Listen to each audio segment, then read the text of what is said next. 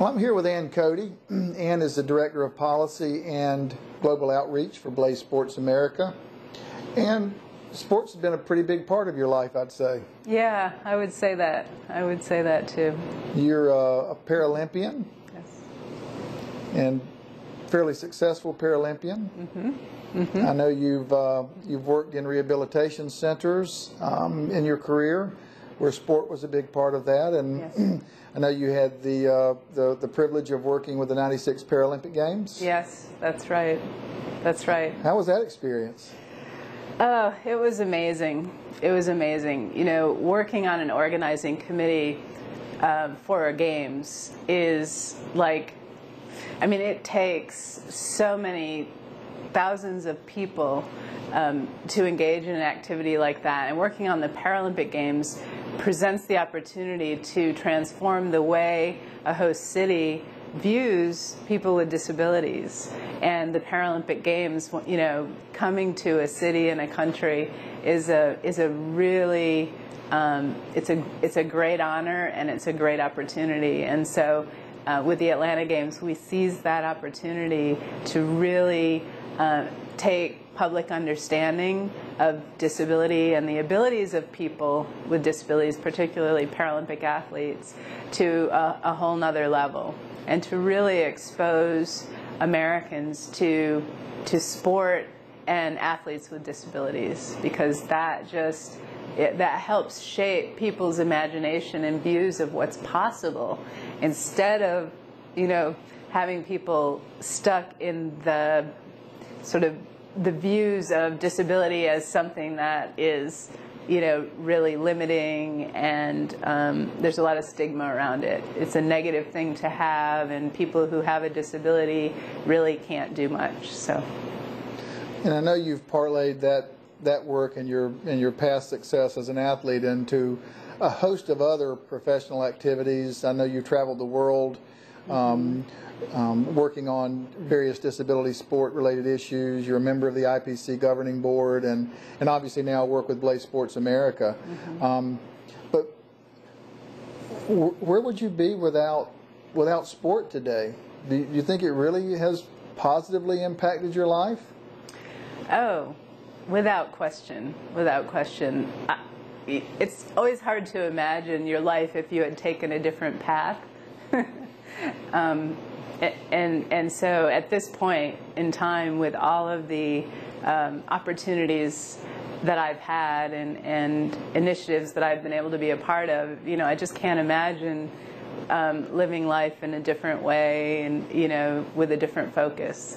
But for me, sport has always been a passion, and that passion has enabled me to create a thread through a lot of different, you know, times in my life, parts of my life, and aspects of my life. And well, you're a girl from upstate New York, is that right? That's right. And before your disability, I assume you were an athlete.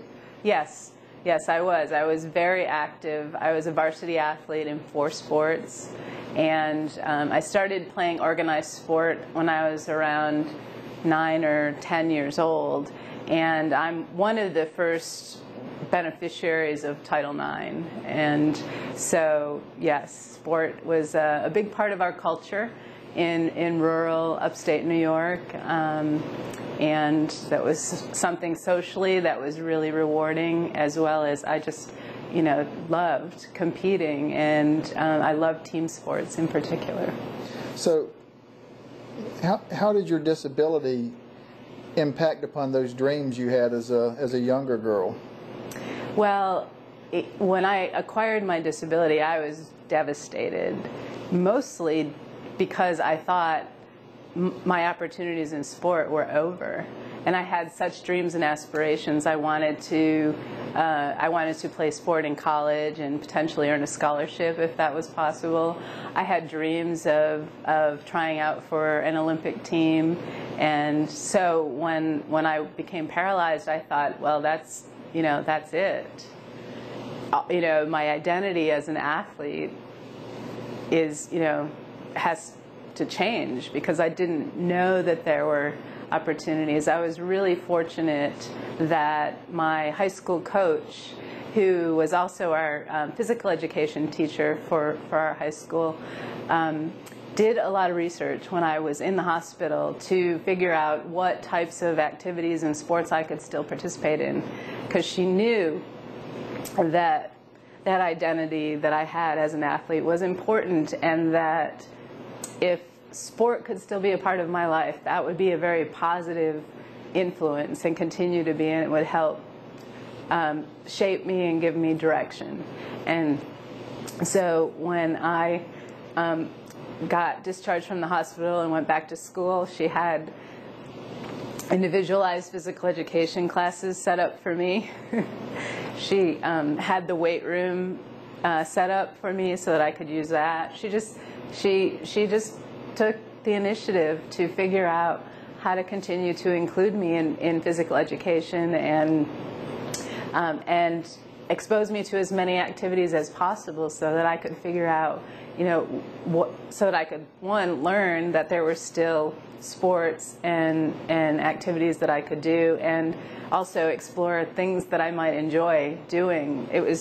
So I was very fortunate. And this was, 30 years ago, back before the Americans with Disabilities Act. There were certainly requirements in federal statute that students with disabilities have physical education and equal access to it. However, those laws were just beginning to be implemented at that time. So, a small rural school in upstate New York hadn't begun to contemplate how to do that. So, well, it certainly sounds like she sort of went above and beyond her so-called duty at that time to ensure that you had a positive experience in physical education, but also as a sports person in sport as well. Yeah, that's right. That's right. I think all good teachers are invested in their students, and she was. Well, it certainly goes to show the power of a teacher and the difference they can make in someone's life. Yeah. What would you say to physical education teachers out in the schools around the United States that have on the first day of class a child with a physical disability show up in their physical education class? What should be their approach? What should be their attitude towards the student? See their potential. See the potential of that student. And I think, that was the benefit that I had was, one, I had sport in my background and physical education, and I had the skills to be able to transfer them to these new activities. But I also had a teacher who knew my potential and saw my potential. And so I think that's probably the thing that's missing in a student with a disability who maybe has grown up with a disability and hasn't been encouraged to be physically active and hasn't had the same opportunities as their classmates or their siblings, to play pee-wee soccer and baseball and those sorts of things. So they don't even know that it's possible for them to be athletically gifted and to develop skills and to compete. And I think probably a lot of teachers are unfamiliar with that as well, because there's, athletes with disabilities aren't very prominently featured, on television and in the media. So what we would like to see teachers do is really take an interest in that child's potential to be physical and to be skilled and talented in a sport, and also to be willing to get creative and figure out how to accommodate that child. You don't have to have all the answers and all of the, and fancy equipment. You just have to have a desire to, to be creative and figure it out. And, that's what my teacher did. I mean, she certainly went and read and did research, but she didn't have anybody to,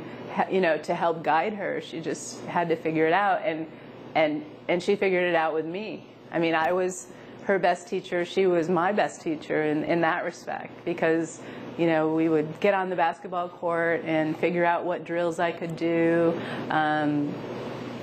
got on the archery range and started shooting archery, went to the pool, and there were no accessible pool features back at 30 years ago. There wasn't a pool lift or anything, so we figured out how to do a transfer down onto the pool deck and then in and out of the pool. And she didn't really have any experience in being an aquatics instructor, but she knew a little bit about it, and so.